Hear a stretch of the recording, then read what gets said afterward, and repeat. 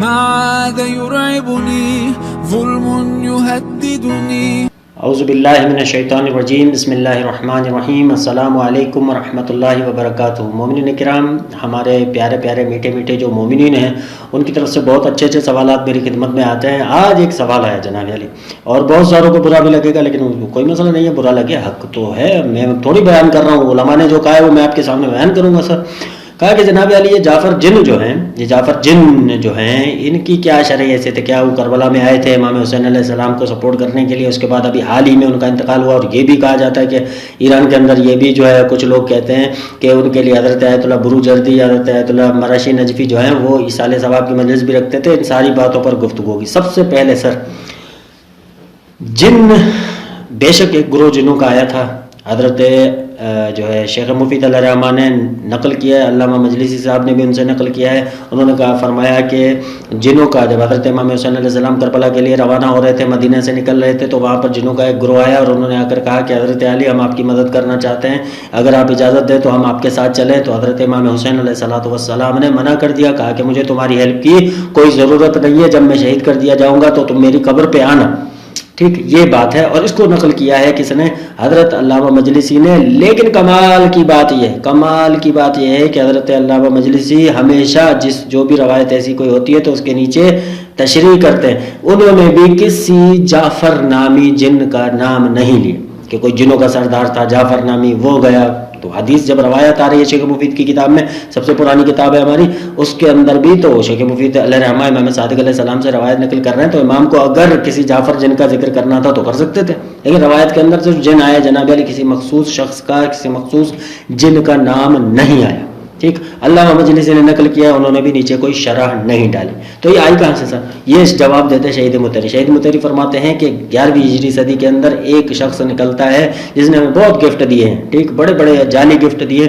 ان کا نام تھا ملا کاشف. ٹھیک، ملا کاشفی. ٹھیک، ملا واعظ کاشفی. انہوں نے اپنی کتاب لکھی روضۃ الشہداء. اس روضۃ الشہداء کے بارے میں شہید مطہری فرماتے ہیں کہ اس کے اندر بہت زیادہ من گھڑت باتیں ہیں، لوگوں کو رلانے کے لیے لکھی گئی تھی اور کوئی مقصد اس کا نہیں تھا. اس کے اندر یہ سب سے پہلے جو ہے 11ویں صدی کے اندر سب سے پہلے جعفر جن کا ذکر ملتا ہے کہ جعفر جن نامی کوئی شخص تھا، کوئی جن تھا.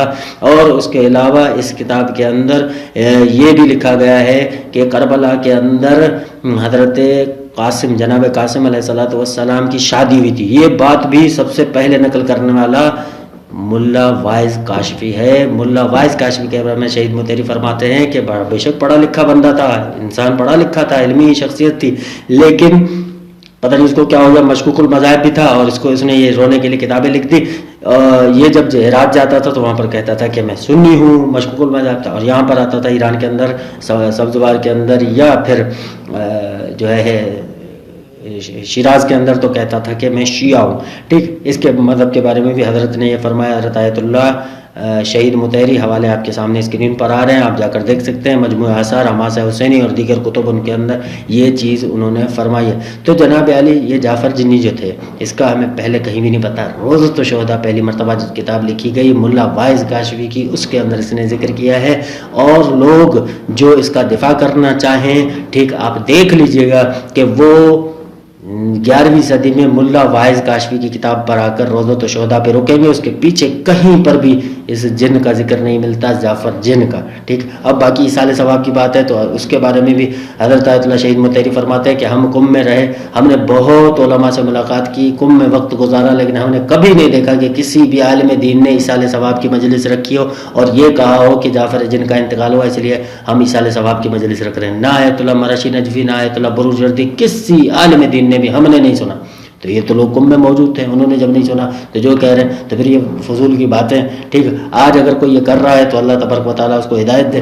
باقی جو ہے ہم اس کے لیے دعا ہی کر سکتے ہیں، باقی اس کی کوئی شرعی حیثیت نہیں ہے. ہاں، اپنا جو ہے کوئی شوق ووق پورا کرنا ہے، اپنی منت کو رکھی ہوئی کہ اس طرح سے ایک شخصیت بنائیں گے کہ جن بنائیں گے، اس کے بارے میں جو ہے ہم ایصال ثواب کی مجلس رکھ سکیں تو پھر تو بڑی اچھی بات ہے، کوئی مسئلہ نہیں ہے اس کے اندر. جو آپ اپنی جو ہے خواہشات پوری کریں، لیکن علمی متون کے اندر علمی حلقوں سے آپ جا کر پوچھیں، کسی خطیب سے مت پوچھیے گا، جو محققین ہیں ہمارے ملت کے، ان سے جنہوں نے 4 باتیں 4 کتابیں کھنگالی ہوں گی، ان سے جا کر پوچھیں گے تو وہ آپ کو جواب دیں گے۔ میں پھر سے کہہ رہا ہوں کہ علماء نما خطیب کے پاس مت جائیے گا جو صرف عوام کو خوش کرنا چاہتا ہے، وہ کہے گا کہ یہ بات حقیقت ہے لیکن اس کی کوئی حقیقت نہیں ہے۔ اگر آپ محققین کے پاس جائیں گے، انہوں نے تو جو ہے یہ کانٹے اور گیئر اور اہل بیت والے جو سمجھ گئے ہوں گے آپ، یہ جو ہے ان کے پاس جائیے گا تو جواب نہیں ملے گا، یہ تو ہر چیز کو جائز قرار دیتے ہیں۔ ان کے لیے تو کافی کاف الشیت ہونا، امام زمانہ نے اصول کافی کے بارے میں فرمایا کافی کاف الشیت ہونا، یہ بھی اس دن مجلس کے اندر دلیل دے رہے تھے، جبکہ